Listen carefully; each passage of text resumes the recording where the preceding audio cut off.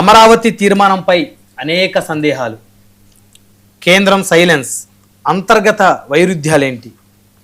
వెంకయ్య నాయుడు గారు ఏమన్నా కాపాడతారా?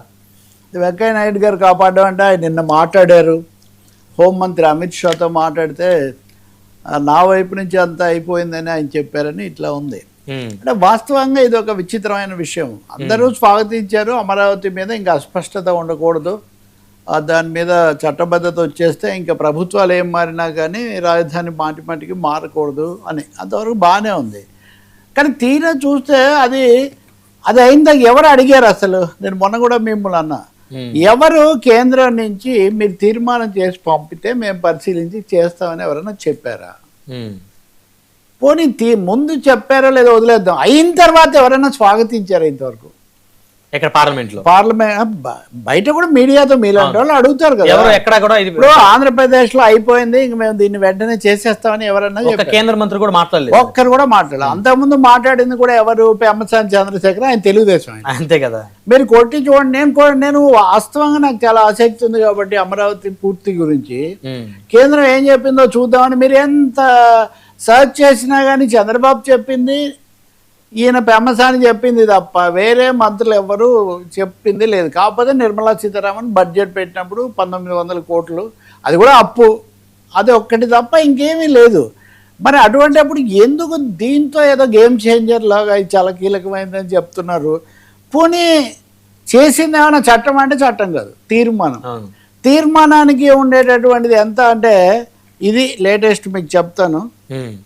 Assembly resolutions in India are primary expressions of opinion or intent by the legislature and are generally not legally binding. Okay. Not legally binding. Having no legal or legislature అనే binding లేదు దానికి, చేసిన దానికి. కానీ ఒక అభ్యర్థన చేయడం మంచిదే అంతవరకు. సరే, మీరు కౌన్సిల్ ఎందుకు పెట్టలేదని వాళ్ళు అంటారు, వాళ్ళు వదిలేండి. వీళ్ళు చట్టం కాదని మీరు అసెంబ్లీలోనే చట్టం చేయకుండా దీని ఆధారంగా పార్లమెంట్లో చట్టం చేస్తారని చెప్తుంటే, అంటే ముందు పార్లమెంట్కి పంపించారు, వాళ్ళు తిరిగి వెనక పంపించారు, అసెంబ్లీలో చట్టం చేసి అసెంబ్లీలో తీర్మానం. అది ఎక్కడ ఉంది ఆ విషయం అన్నా నేను. మీరు మళ్ళీ సెర్చ్ చేయండి ఇప్పటి నుంచి.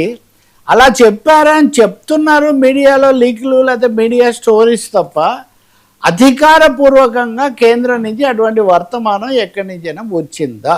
పెమ్మసాని గారు చెప్పారు. ఆఖరికి మీరు చూడండి, బ్రహ్మనాయుడు సభలో కూడా స్పీకర్ గారు ఇలా చెప్పారని చెప్తున్నారు, అడిగారని తెలుస్తున్నది. సరే, శాసనసభలోకి వచ్చిన తర్వాత కూడా అడిగారని తెలుస్తున్నది, బ్రహ్మనాయుడు చెప్పాడు, ఇలా కుదరదు కదా. నిజానికి ఒక వర్తమానం వస్తుంది, ఒక కమ్యూనిటీ వస్తుంది, దాంట్లో అడుగుతారు. ఉదాహరణకు ఆంధ్రప్రదేశ్ చాలా రెఫర్ చేశారు కదా 2014 నాటిది, అదేళ్ళ మనోహర్ అప్పటి స్పీకర్. అప్పుడు రాలేదా? వస్తుంది హోంశాఖ నుంచి, మీరు పలానా విషయం మీద మీ అభిప్రాయం పంపితే మేము పరిశీలిస్తాం. అదే అటువంటిది ఏం రాలా. నేను ఇప్పుడు చెప్తున్నట్టుగా పోనీ అయిన తర్వాత ఎవరైనా అమ్మ పర్లేదు అని లేదు అన్నది ఎవరు అంటే, నిన్నటి నుంచి వార్త చలామణి అవుతుందంటే మాజీ ఉపరాష్ట్రపతి వెంకయ్య నాయుడు గారు. మాజీ ఉపరాష్ట్రపతి ఆయన అంటే, ఇప్పుడున్న ఎస్టాబ్లిష్మెంట్లో వాళ్ళు ఎవరైనా కదిలుంటే మాజీ ఉపరాష్ట్రపతి గారు రంగంలోకి రావాల్సిన అవసరమే లేదు. ఈయన కూడా ఆయనకు చెప్తే సరే తప్పకుండా చూద్దాం అన్నారని. ఇంత చేస్తే ఒక వాస్తవం ఏమంటే, ప్రస్తుత సమావేశాలు 4వ తారీఖు ముగిసిపోతాయి. 3వ తారీఖున గుడ్ ఫ్రైడే, 4వ తారీఖు ఇంకోటి ఏదో ఉంది. కాబట్టి ఎఫెక్టివ్గా 2వ తారీఖు క్లోజ్. 2వ తారీఖు లోపల క్యాబినెట్ దీన్ని ఎప్పుడు అప్రూవ్ చేస్తుంది, ఇది ఎప్పుడు బిల్లు రూపం తీసుకొని సభ ముందుకు వస్తుంది, ఛాన్స్ లేదు దాదాపు. అంటే రాజ్యాంగ ప్రతిపత్తి లేదు, కేంద్రం నుంచి అడిగింది లేదు, పోనీ ప్రస్తుత సమావేశాల్లో వచ్చే అవకాశం ఉందంటే అది లేదు. ఎందుకు దాని మీద ఏదో జరగబోతుంది ఒక ఈవెంట్ లాగా అంతవరకు తప్ప, లేదా భవిష్యత్తుకి ఏదో అడిగినట్టు ఉంటుందని తప్ప దానికి అంతకు మించి ఏమి కనిపించట్లా. కనీసం తర్వాత నేను అడిగాను, 2-3 బీజేపీ నాయకులను అడిగితే వాళ్ళు ఏదో అది కాస్త వేడి ఉండాలని చెప్పి చేస్తుందే, కానీ అసలు మేమంతా 5 రాష్ట్రాల ఎన్నికల్లో మునిగున్నామండి, మాకు ఇప్పుడు ఆంధ్రప్రదేశ్ రాజధాని గురించి మేము ఎక్కడ ఆలోచించాము, అంత లేదు అసలు బీజేపీకి. రెండోది, మాకు ఇంకా అయిపోయింది, అప్పుడు ఏదో ఆధారపడ్డాం కాబట్టి కొన్ని రోజులు మాట్లాడాము, ఇప్పుడు ఆధారపడిన నితీష్ కుమార్ని ఇప్పటికే లేపేసాము, ఇంకా ఆంధ్రప్రదేశ్ కూడా తర్వాత జరుగుతుంది, అంతేగాని మేమేదో దీని మీద ఆసక్తిగా ఉండి రమ్మని అడిగామని చెప్పడానికి అని చెప్తున్నారు వాళ్ళు. కాబట్టి నేనైతే కేంద్రం ఇవ్వాలనే నేను కోరుకుంటాను. అదే సమయంలో గవర్నర్ అబ్దుల్ నజీర్ కూడా ఫిబ్రవరిలోనే శాసనసభ సమావేశాల్లో మాట్లాడినప్పుడు ఆయన అభ్యర్థన చేశారు. ఇంకా ప్రజలు మర్చిపోతారని తప్ప కొద్ది రోజుల కిందట కూడా చంద్రబాబు నాయుడు ఢిల్లీ పర్యటనలో అమిత్ షాను చట్టబద్ధత కల్పించండి అని అడిగి వచ్చారు. ఒకవైపున వీళ్ళు వెళ్ళి అడుగుతూ వాళ్ళు అడిగారని చెప్పడం ఇది నిజంగా మటుకు కొంచెం కేంద్రం యొక్క అనాసక్తిని సూచిస్తుంది. రెండవది వాళ్ళు ఏమి చేయకపోయినా కానీ మనం అబ్బో కేంద్రం బ్రహ్మాండంగా సహకారం ఇస్తుంది అని మొన్న సభలో కూడా అంతే కదండి. అవును, నిధులు అడగలేదు మనం. అసలు ఇంతవరకు ఎవరినైనా మీతో మాట్లాడిస్తే కూడా కాదండి మాకు ఈ సమస్యలు ఉన్నాయి అని చెప్తారు ఎవరైనా కానీ.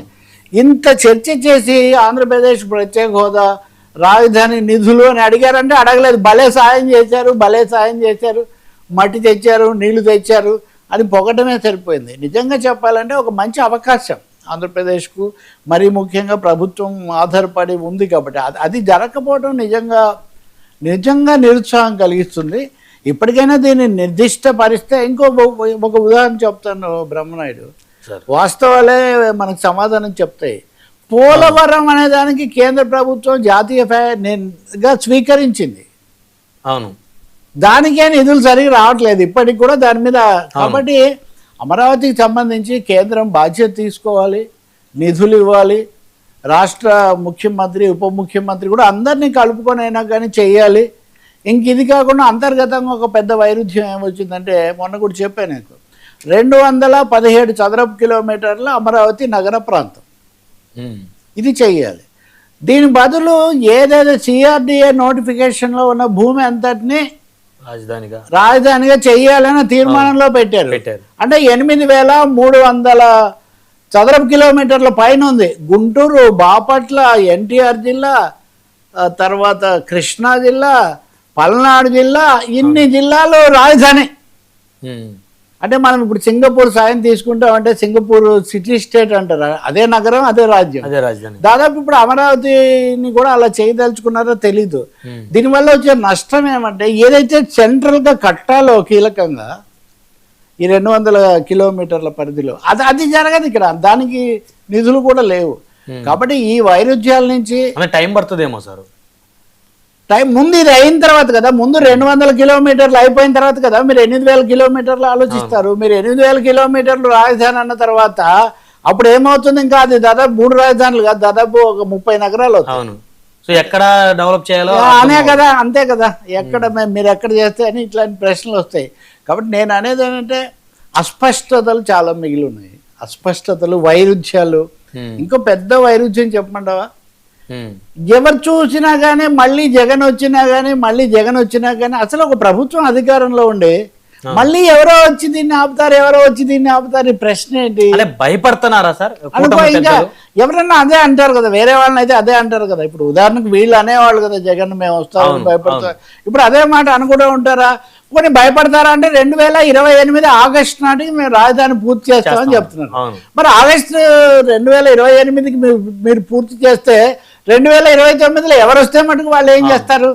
అంటే ఈ వాదనలన్నీ రాజకీయంగా చెప్పడానికి, కొంచెం ప్రజలకు ఏదో ఉత్సాహం నింపడానికి తప్ప ప్రజలకు ఒక ధైర్యాన్ని ఇవ్వడం కోసం, ధైర్యం ఇవ్వడానికి మీరు నిర్దిష్టంగా వాస్తవంగా చెప్పాలి. కానీ పరస్పరం పొంతం లేనటువంటి సందేహమైన విషయాలు చెప్తే వాళ్ళకి నిజంగా ధైర్యం ఇవ్వాలంటే ఏం చెప్పాలంటే, ఇదిగో మొదటి దశలో మేము ఈ రోడ్లు వేస్తున్నాం, రెండో దశలో మీ ప్లాట్లకు సంబంధించి మేము పూర్తి చేయబోతున్నాం, మూడో దశలో దీనికోసం నిధులు కావాలి కాబట్టి మేము కేంద్రం మీద ఒత్తిడి తెచ్చి నిధులు తెస్తున్నాం, ఇలా చెప్తే మీకు చెప్పాలి. అసలు ఆ విషయాలే మాట్లాడలేదు.